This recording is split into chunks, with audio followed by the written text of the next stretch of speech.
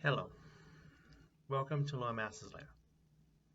I'm your Lore Master, here today with the second entry in Archdevil Month, the month where we look at the 4 of the 8/9 Archdevils that we actually have full write-up for.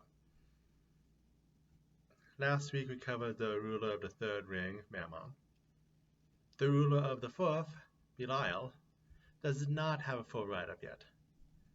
So we talk today on the ruler of the fifth circle of hell, Geryon. We start off as always looking at where you yourself can find information on Geryon. As always, the first place to look for the truth are the two Gods and Magic books, one for each edition, as well as the Divine Mysteries book. As an Archdevil, there are also secrets trysting in the Book of the Damned. For the full truth on Geryon, we have the back matter in the fifth book of the Hell's Bendis Adventure Path, titled Scourge of the God Claw.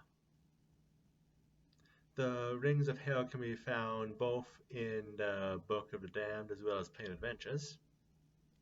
Finally, side tangents can be found from, well, mostly, if not in the actual normal profile, in Starfire 2E's GM Core. Years before his rebellion, Asmodeus explored the plains and found Hell. Here, he met a single, solitary snake.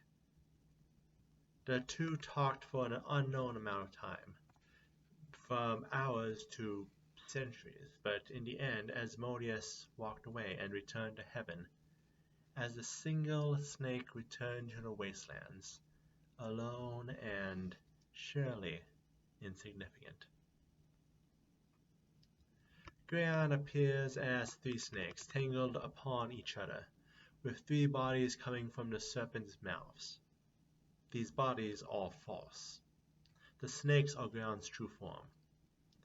These bodies are copies of those the snake has consumed and can range across a wide range of creatures, including devils, demons, Asuras, mortals, angels, and the like. Eternities later, when Asmodeus and his followers fell, they came to a new hell, transformed by Vostok and Asura. The fighting between the sides broke out immediately until one of the strongest of the Asura, Geryon, who spoke to Asmodeus in secret for talks of peace. No one knows exactly what was said, but after two friends finished talking, Geryon rushed into the Asura and began consuming some of the strongest among them. It was not long after that that the devils emerged victorious. As per their unknown agreement, the Asura were able to stay in the newly conquered hell, and Geryon was placed in charge of the fifth circle. Which brings us to our first side tangent, the part of the show where we can dig deeper into the hidden secrets. Previously in my video on the Asura, we looked into the Asura Rani, or the ones that we have been given full stat blocks for. We also not full stat blocks, that would imply fighting them, but worship of stat blocks for. We also, like any other demigod, had lists in the beginning of the life cycle of Pathfinder, which never were expanded on as the years went on, and now are likely non-canon. However, there were two which were mentioned directly in Geryon's backstory, being listed as some of the Asura Rani that survived. We never got anything beyond names, Dissidia the Crawling Spear and Yaga the Ice Dancer, but we know they are more likely to still be canon than the likes of Vitra, so they are of note. The followers of Geryon are told to hold nothing as a heresy or a taboo, and that they must do all they can to collect and hoard knowledge. They work to delve into the greatest of secrets and heresies. However, in here too might be a lie, and therefore everything is continuously questioned, and where the most basic of truths hold no sway. Geryon is a form Asura, so he is against organized worship in all forms, his current arrangements with Asmodeus being an exception. His priests tend more to be half-crazed researchers and their assistants than anything that closely resembles a faith group. They also tend to hold reptiles and reptilian species in higher gods like Nagas and Viscania. Now let's go to our second side tangent, where... Hello, hello, hello. I'm the Laughing Salesman, the Finetta of the Treasures of Hell. Today, Geryon's own signature weapon, the Horn of Lies. This acts as a horn of blasting with no chance of exploding. It can be used up to 3 times a day. 3 times a day you can deafen creatures, who then hear whispers of lies in their head, making all creatures conceal to them and makes them weak to mind-altering effects, even turning bonuses into penalties. 3 more times, you can increase the protection of allies against the divine and make them unable to trust, and make enemies unable to trust even each other, stopping teamwork and making them all try to save against even harmless effects. Whenever you need it for, this horn has its way to turn the bell in your favor. Geryon is, as previously stated, a former Asura, so no temples. Abandoned basements or ruins which can be converted into a library of hidden secrets? Yes. Temples, no. As for shrines, considering his importance to the faith of Asmodeus, there tends to be a corner shrine in the Lord of Darkness's temples, usually shaped like a snake or human tongues. For more at-home use, his followers keep snakes and use it as a medium for practices that other religions would use shrines for. Geryon's realm is the 5th layer of hell, Stygia.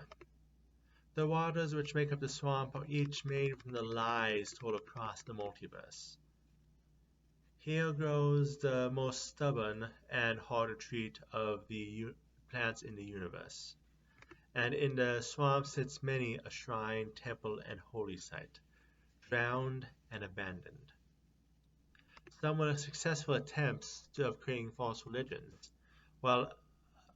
which were used to lead mortals astray, while others were faced which were brought down through lies and blasphemies. Which brings us to side tangent 3, a look towards Starfinder and Stydion's update in the digital age. Which is not much, but at the same time we can say the realm has gone digital. The swamp's now filled with data servers and digital libraries in addition to the old and dusty temples. Now on to other information. The only true holy text in the faith is what is known as the Only Vow. This book talks on the only true thing in existence, the words used by Geryon to swear allegiance to Asmodeus. Any who possess the book are hunted down by the faithful, who also are the ones most likely to possess the book as the greatest of blasphemies against their own deity. As for holy days, there's not really one, but the longest sought goal of any cultist is called the audacity, the act of killing oneself in a way no other has done before, in using the idea that somehow they will gain some divine insight with their last breaths because of it. Now with relationships with other deities, Geryon's faith is part of Asmodeus's, though Geryon still holds full-on faith at an arm's length. When it comes to trading the secrets of hell, Geryon trades with Barbados, Mephistopheles, and Mahathala. And as for trades outside of hell, he does so also with the Fae of Sivioi, Sivana, and Abrax. Abraxas, sorry. Now on to Side Tangent 4, the real-world origins of Geryon. His name comes from Greek mythology, being a being with either 3 heads or 3 bodies, or both, who was a grandchild of the Gorgon Medusa. The hero Hercules, in his 10th labor, was ordered to take his fire-breathing cattle, which, Hercules being Hercules, resulted in Geryon's death. His connection to hell is in Divine Comedies, where he, like many other Greek mythological figures, connecting the Christian hell with the Greek underworld, Geryon appeared in the form of a huge dragon with a human face, and where he helped transport the main characters from the 7th ring to the 8th. And that brings us to the end of today's video.